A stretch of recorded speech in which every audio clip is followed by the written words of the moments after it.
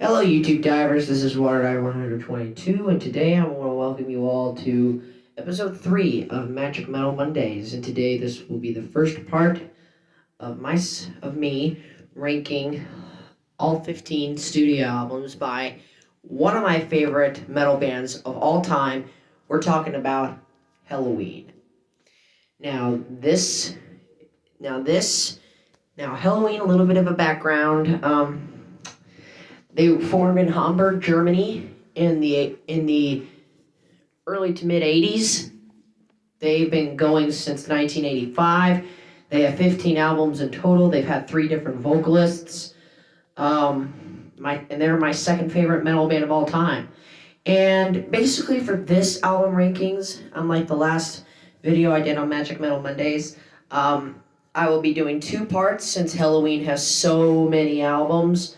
So today I will be going through albums 15 to number 8, and then tomorrow I will do the second part, which will be focusing from number 7 to number 1. So, without further ado, let's get started. Oh, and I also want to preface that Helloween, in my opinion, is one of those bands that never put out a bad album. All their albums are good. All their albums. But this list is just basically a list on which albums I would listen to first and which albums I would listen to last. So without further ado, let's get started. Coming in at number 15. This would be a lot of Helloween fans' least favorite, the 2015 album, My God-Given Right. Now, yeah, I know this album would be on a lot of people's least favorite, and I get that. I really do. I remember I was listening to this album, or at least some highlights off this album, and I was like, okay, that's a pretty weird part, because to be honest, I'm not a huge fan of Helloween's heavier side. I like their kind of little late 80s, early 90s stuff that they did with Michael Kiske.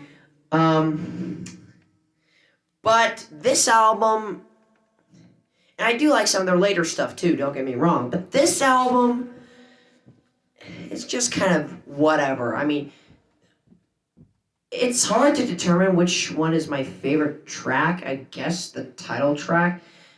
But heck, I don't really remember some of the songs off this album because it's been it's kind of that forgettable. So, My God-Given Right, just a forgettable album, but it's enjoyable at the same time. You just don't really remember the songs from it. Moving right along to number 14, the 2003 album Rabbit Don't Come Easy. Now, yeah, this was the album that followed off the Dark Ride album that they released 3 years earlier.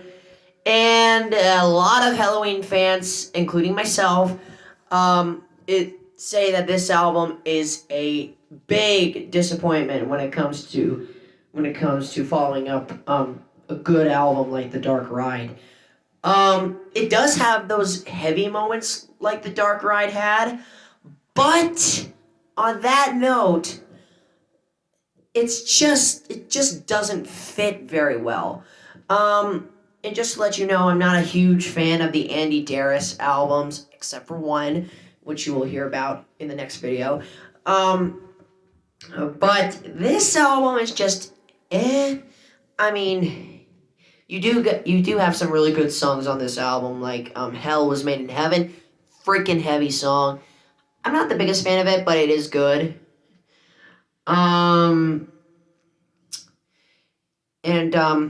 Don't Stop Being Crazy. I think that's a song off this album. I like that song a lot. But overall, this album just doesn't connect with me. But it's not a terrible album by any means. Like I said, Helloween did not release a terrible album.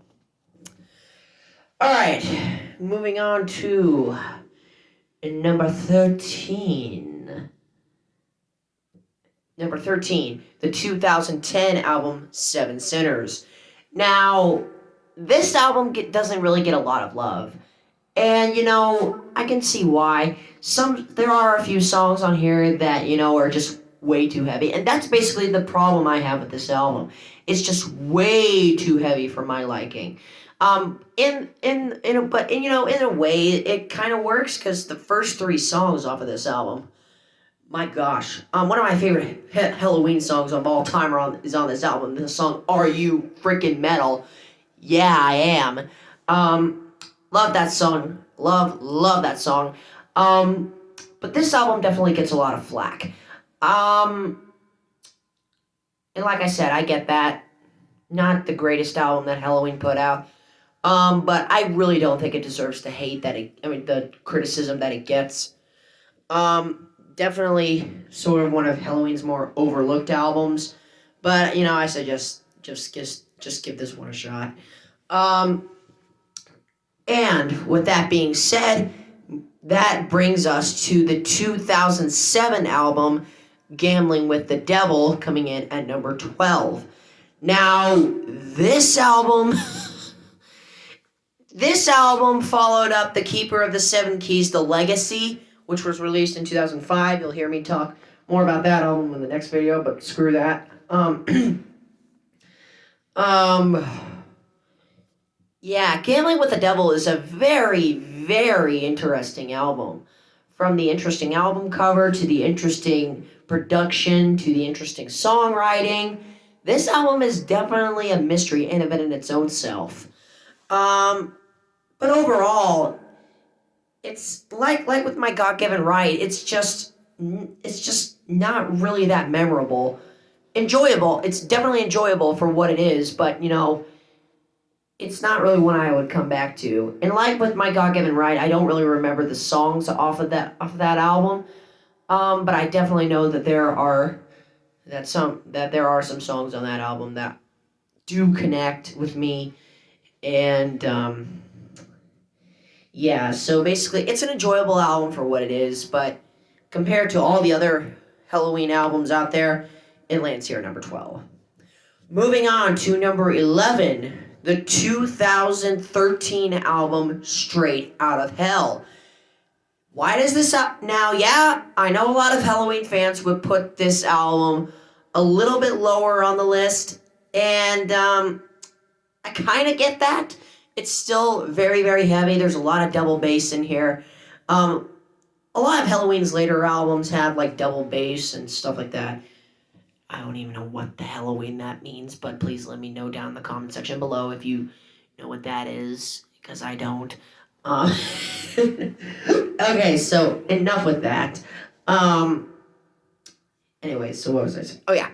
So Straight Out of Hell. This album is like with Gambling with the Devil. It's very, very interesting. Very interesting. But I will say, I like this album more than the albums I've previously listed. For one main reason, the production. The production is a lot more cleaner on this album. It's a lot more. It's heavy. It's very heavy, don't get me wrong. But it's heavy to the point where you can enjoy it. It's not like you're listening to a power metal band, try to do a death metal record with, melodic vocals or whatever. That's basically what I think about those Helloween albums that I just previously listed. But, Far Away from the Stars, I think that's the name of the song. That's my favorite song off this album. And the title track is pretty darn good too. But really outside of that, the songs are either like good or decent. This is an okay album by Helloween. It's enjoyable. Go listen to it. Alright, moving on to number 10. The 1998 album Better Than Raw. Yeah, yet another Andy Darris album. I know I'm flacking on a lot of these Andy Darris stuff, but I prefer Michael Kiske over Andy Darris. That's just in my opinion, but I love Andy Darris on some albums. Not really on a lot, but he's a good vocalist. Very good vocalist. And this album is very, very nice. It closes off Helloween's 20th Century Hall. And this album is a nice way to go out, especially for the album. Well, it's a little bit of a disappointment compared to the album that came after that, but I'll talk about that in a second. This album is just good. No, I'm sorry. It's a great album. I think the song "Push" is on this record. I could be wrong. But yeah, that's probably my favorite song off the album.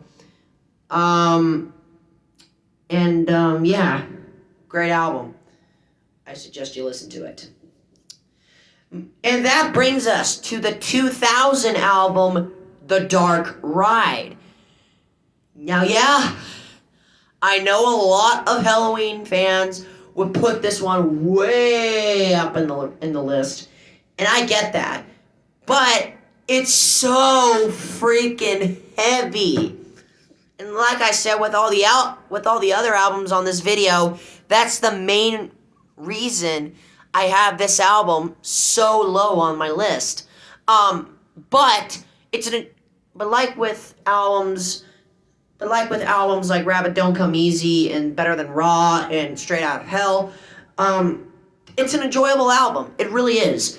Mr. Torture is on this record, and If I Can Fly is also on this record. Those are two killer songs, but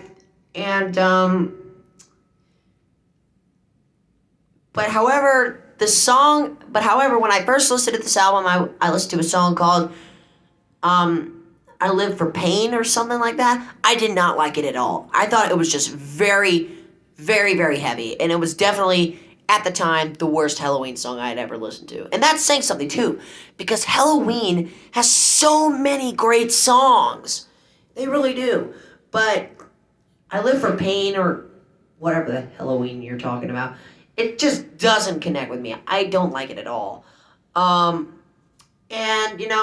guess another reason why I put The Dark Ride this low on the list because of my bad introduction to it. Apparently I did not pick the right song when I was trying to get into this album.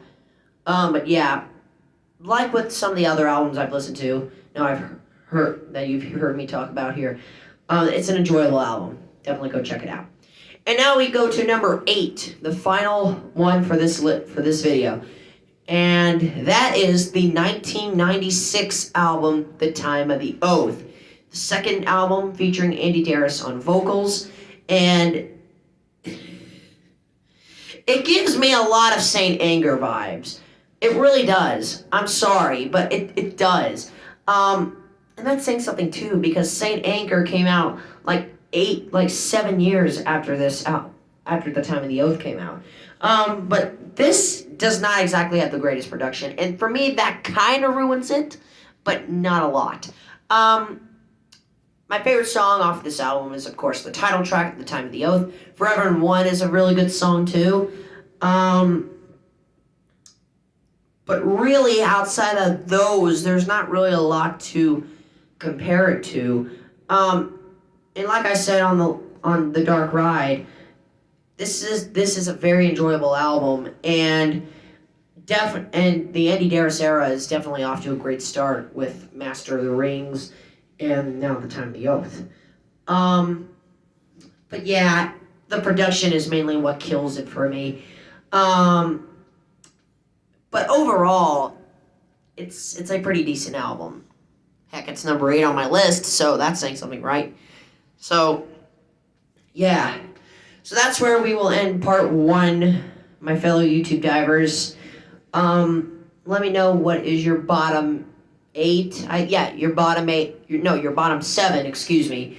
Your bottom 7 of Helloween's albums in the comments section below. So thank you. And part 2 will be coming out tomorrow. Thank you so much, my fellow YouTube divers. This is WaterDive122 signing out, ready to dive into more fun on YouTube. Thanks for watching.